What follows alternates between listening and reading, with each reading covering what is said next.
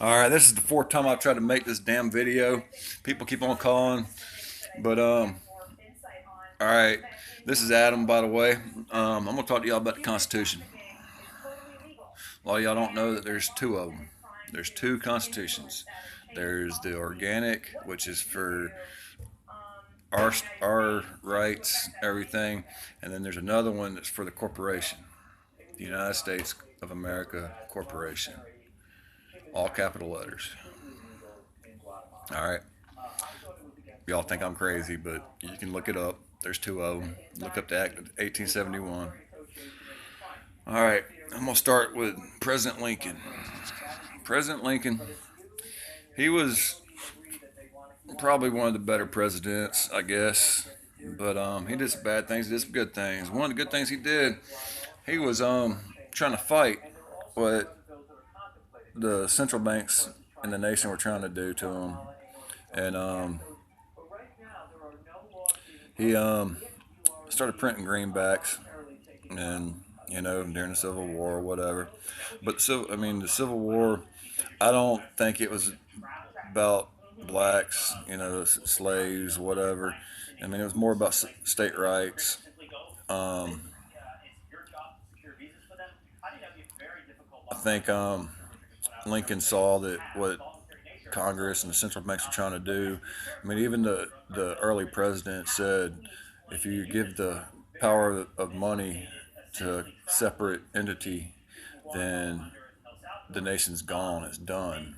And I think President Lincoln saw that, and he was trying to fight it. That's the reason he was assassinated. But right after the Civil War, it was like 1868. They started putting these little pieces of the puzzle together, and some of them passed, some of them didn't. But in 1871, I guess it was a new Congress because the ones in 1868 wouldn't have no part of it. But they passed what's called the Act of 1871, and what that did is it took pretty much all the citizens' rights, people's rights, and made us employees of a corporation, the Corporation of the United States of America, all capital letters.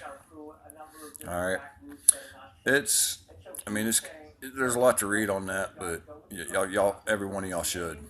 I mean, it's really important for what's going on right now in the world. We're the last place to go that's not shit. I mean, you can look at the news. I mean, you see it. I mean, up till the riots in Ferguson, we were the only, us in Canada were the only country that didn't have like true riots in the last like 2 or 3 years. You know, I mean, we had the Trayvon Martin or whatever. What was that? 2012, but that wasn't even. I mean, I don't even consider that a riot. But the one in Ferguson was. But up till Ferguson, us in Canada were the only ones. That means the powers that be, the Illuminati, New World Order, whatever, they want to keep our country like Atlantis, I guess you could say. Like paradise or whatever, compared to the other part of the world. But anyways, let me get back to this. All right, Act 1871. It didn't really mean too much back then. The newspapers weren't covering it, but newspapers, I mean, they're probably like they are today. Just working for the politicians and the companies. You know, doing whatever they want them to say. Um, I guess the last good news person was Benjamin Franklin. Doolittle. But all right. But that 1871, it really didn't mean nothing. I mean, it did. I mean, it took our rights and all that. It meant a lot, but people back then, it didn't really bother them. But fast forward a couple of years, 1911. Those I take that back. Let me go back. We got a bunch of money loaned to us from overseas. The Vatican, the England, or I'm sorry, the Royal Bank. It's not really England. I mean, it's just like us now. But also, what the Act of 1871 did is it started Washington D.C. A lot of y'all don't know this, but Washington D.C. is not a part of America. It's not. It's the headquarters for the Corporation of the United States of America. What the new Constitution, which the Act 1871 did, was it started to Washington D.C. What that is the headquarters. It's a city-state, it's a country inside of a country. There's only three of them: the Vatican, London, England, and Washington D.C. All right, but what it did was, I mean, it's the head, like kind of like Microsoft headquarters in Seattle, you know. But let's fast forward a little bit up to 1911. The money that we loaned or were loaned by England and all that, and then they did a couple other things over the years. I don't even want to get into that. It's irrelevant, kind of pretty much for what I'm trying to say. But you get to 1911, the central banks are at it again. They're trying to take over, a little bit more, and they're trying to pass what's called the Federal Reserve Act, or get it passed. And this isn't, like United States. This is, it's Warburg, Rockefeller, Rothschilds, and a couple other, like big names back in the day. But they had a little meeting down Jekyll Island. They came up with this idea of the Federal Reserve, and what the Federal Reserve is, or what their idea was if we take over their money, then we run the country. And 1911, they threw it in the Congress, and they denied it. We had smart people back then, but they denied it.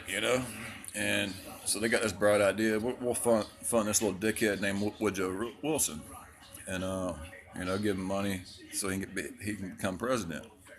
Well, he became president, and they told him, hey, for us getting you to the presidency, you got to do this for us because we gave you all that money.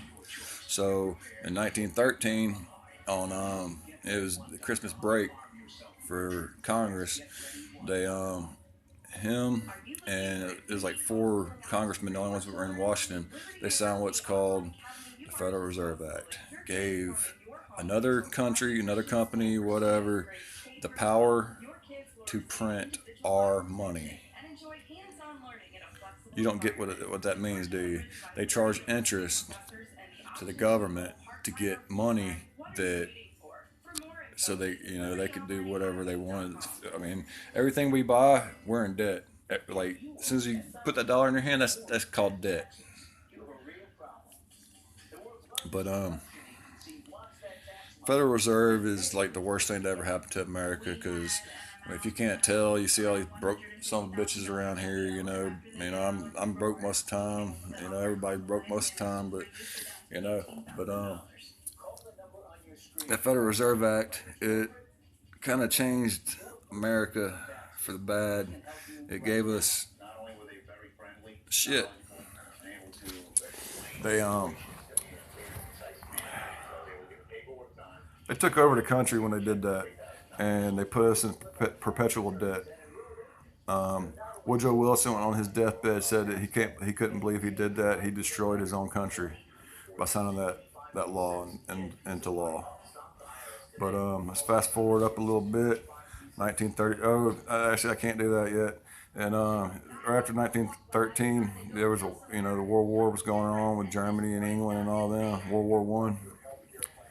Or I take that back, it wasn't going on, but they started it right after we signed the Federal Reserve Act. Because the thing about war is, almost every one of them over the last 150 years have been staged. Even the Civil War was staged. I mean, you can look it up; it was staged.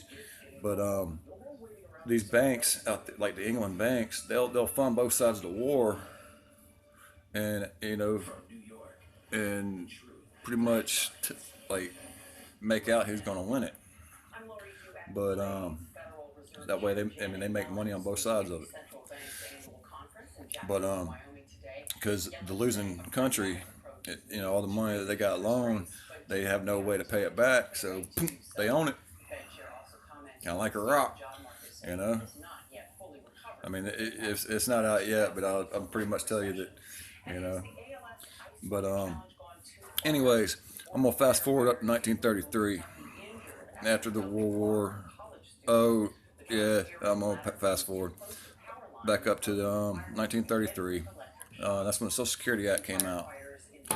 that gave the government the ability to take money out of your pay before you actually saw it. All right.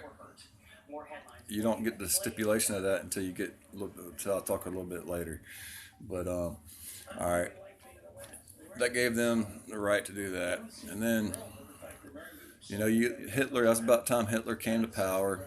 And by the way, we were funding, or not. Well, George Bush's grandpa was funding Hitler. So were Rothschilds, Warburgs, Rockefellers, and if you don't know Warburgs, if you don't know who that is, then you need to do some research because those are very important people. All right, they run everything you do every day. But all right. And then World War II came around. What that did was it kind of made us where we had to spend a lot of money real quick, the government. So they came up with what called the federal income tax law, which was supposed to be temporary. But since the Social Security Act made it where they could take money out of your pay before you saw it, then they could just take the fucking money out of you. Just take it out. It's supposed to be temporary. Get that? It's temporary. All right. Well, after the World War II, they we're already stuck in federal income tax and all that. So the United States government, a lot of y'all people aren't gonna believe what I'm about to tell you, but they started. First, it was called something else. I don't remember what it was called, but it's the United Nations. They changed the name of it, but it's actually a United States corporation. If you look back, I didn't know that till the other day, and I actually did some research on it, and it's true. Started United Nations, and right there kind of gave us power over the three city states. That gave them power over pretty much the whole world, because they had other countries that go out there and talk, but it's pretty much it's those three little city states that just rule us. But what I'm trying to get at is that little constitution back in 1871, the one that they changed, it's still there. It's every law that's passed since then is against the laws, because it's against every law that's passed since then it's against the Constitution. All right, the Constitution was not supposed to be changed. It can't be changed by the writing in it. But we need to, everybody needs to look up Act of 1871, do some research. I mean, just do some research instead of sit there and watch TV all the time. Our country's going to shit. I mean, it has been for a while. Before I even came around, it's probably shit. And I also want to get into something else too. What that 1933 Federal Income Tax Act did, I think it was Federal Income Tax did this, but when you have a kid born and you sign their birth certificate, right there you were signing them into a corporation, the United States of America Corporation, so they can get loans off your kids' future earnings. All right, you sign that little piece, and you don't know it, but you're signing over your kid's life. I mean, you're signing over for a lifetime of taxes, lifetime of just straight government bullshit. And then, they can get out of it when they're 18, but they came up with this thing called the driver's license. So when you turn 16, you sign into it again, but this time it's you signing into it. You can't, it's a whole different story when you sign into it. And now you are stuck unless you want to rescind gain your sovereignty. But it's just crazy. Everything you sign, you're signing back into the bullshit. I've lost my train of thought a little bit, but I'll get back to y'all. There's something else I want to get into, but I have to get back to y'all.